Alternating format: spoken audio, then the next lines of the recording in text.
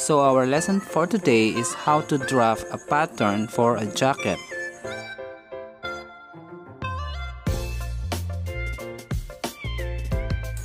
So ang pattern natin for today is yung jacket. Lalo na kung gumagawa kayo ng mga basketball uniform, kung kayo ay nasa field ng sportswear maker, yung mga gumagawa ng basketball sa mga liga-liga, I think marami sa inyo ang may business na ganyan. So may nag-request sa akin yan ng pattern ng jacket na pang manager. So ito yung gagawin nating pattern for today. So the first thing we have to do is to mark a line at the top corner of this pattern paper. So dapat meron kayong sapat na allowance dito sa taas, pinaka borderline sa taas. Tapos dito sa gilid, magkaroon kayo ng allowance dito, at least 1 inch man lang. That's it. Then after that, ilalagay na natin yung neck width niya dito. So ang neck width natin na gagamitin is 3 1/4. By the way, ang size na ginagawa ko is small. So standard measurement lang ang gagamitin natin dito.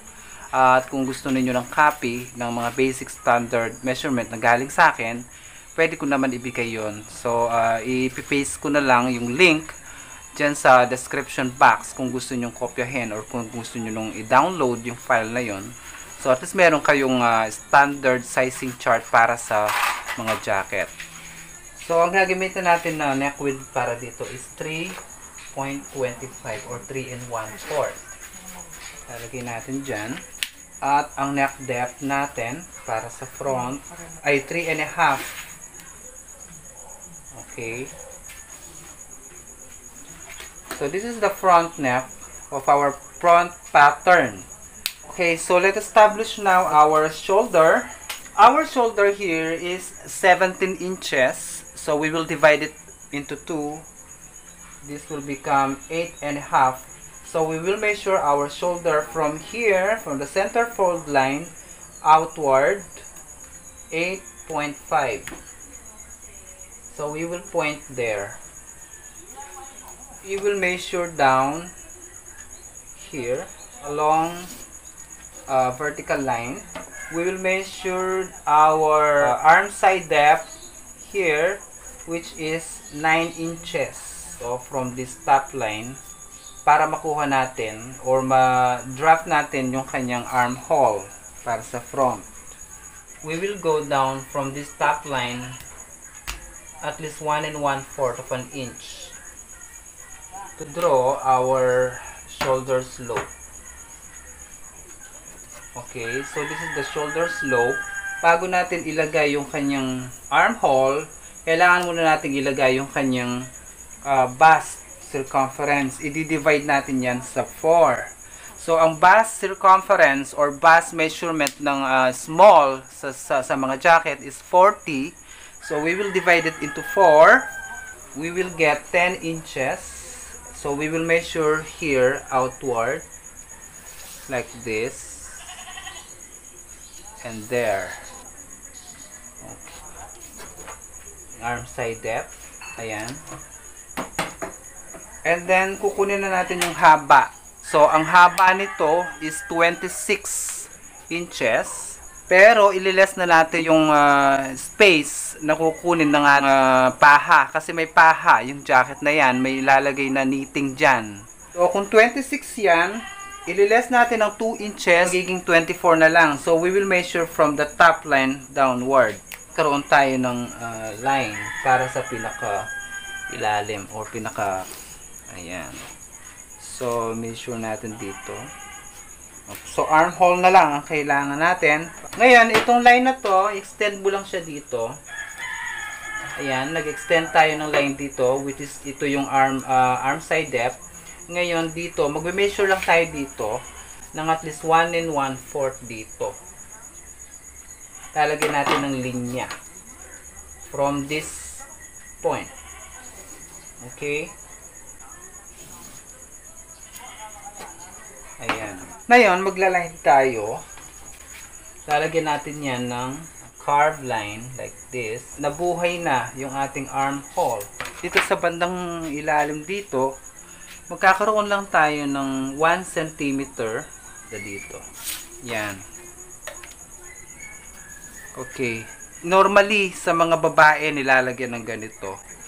Kasi may boobs sila. Pero kung sa lalaki, kahit straight lang to, pwede na. Okay? So, ito optional lang. Ilalagay natin ngayon yung kanyang packet. Kung saan, kasi yung packet niyan pa-slide dito eh. So, hindi naman tayo pwedeng manghula-hula lang. Bibigyan natin ng measurement yan. So, dito magme-measure tayo ng 8 inches. Mula dito sa pinaka-ibaba. And then, guguhit tayo ng 5 inches dito. Outward. So, ito yung dulo. Mag-i-slide tayo dito. Pagdating naman dito sa may bandang ilalim, magme-measure tayo ng 2.5 at dito naman 1 1/4. So, tama yon. So, bali ito yung slash na bulsa. Okay? So, ang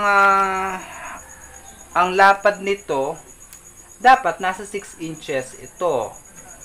So, depende na lang kung malaki yung kamay ng magsusuot. Ayan, dito ako kumuha ng 6 inches, hindi dito ha. So, ayan. So, ito yung packet. Dito ipapasok ang kamay.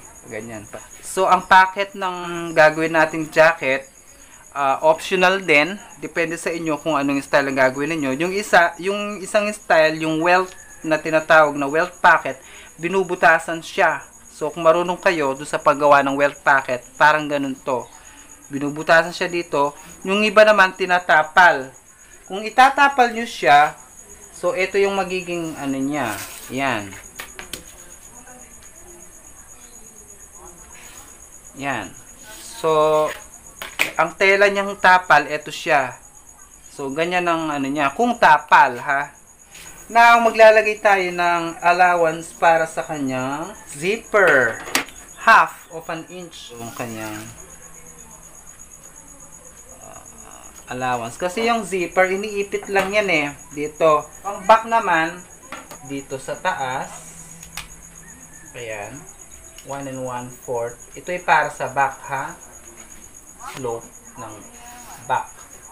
So, ito yung back. Extend muna natin to para ma-determine natin. So, yung neck width, para dito sa kanyang back, dadagdag lang tayo ng 1/4. Kasi dito, sa front, hindi ba 3 1/4 ang nilagay natin?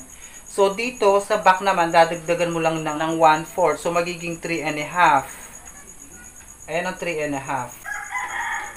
So, extend lang natin. Yung lapad, kukupihin lang natin ang lapad ng shoulder, which is 5.5. So, dito, kukupihin natin 5.5. So, ito yung hangganan niya. Lalagyan ng armhole. So, ito yung back. Tapos, yung neck curve para sa back. Yan. So, ito yung front. Ito yung back. Okay? So, kung mapapansin niyo, mas malalim ang uka ng armhole ng front kesa sa back. Okay. Kayo nang bahala maglagay ng sewing allowance. So, tandaan niyo, we should put the sewing allowance here. Mas maganda kung mas malapad dito sa side seam eh. Kasi just in case na magkakaroon pa ng adjustment, meron pa kayong i-adjust. So, pwede kayong maglagay ng sewing allowance dito sa side seam ng 1 inch ang lapad. Pero dito, sa mga armhole, dito sa shoulder, at least 3/8 lang or 1/2 inch pwede na.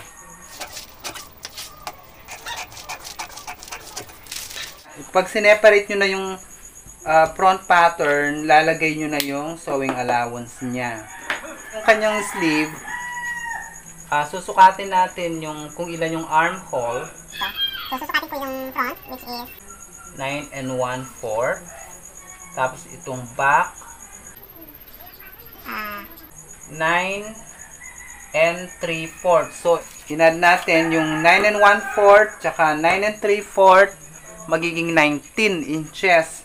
So, 19 inches ang gagawin nating armhole. Kukunin natin ng another pattern paper para gawin natin yung kanyang sleeve. Okay. So, ito na yung gawin nating center fold, okay? Ito yung fold. So, ang haba ng ating sleeve is 26. Pero, ililes natin yung 2 inches kasi may knitting na naman ang sleeve dito sa kanyang wrist. Malapad yung knitting na yon. So, magliles na tayo ng 2 inches. So, magiging 24 na lang ang gagawin nating haba. Okay. So, ito yung hangganan. So, kunin muna natin yung arm cup height. So, gawin natin 3 inches ang arm cup height na gagawin natin pa. And then, yung armhole, which is 19 inches, i-divide sa 2.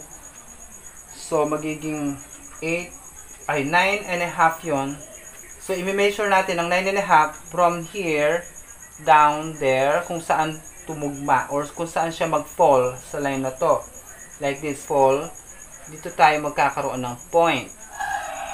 Okay. Straight line. There. There. So, ilalagay na natin dito 6 inches straight line. Okay. Ayan. Kung sa tingin ninyo masyadong mahaba ang sleeve natin, pwede siyang bawasan dito ng 1 inch. So, meron siyang parang tinatawag nating yoke dito.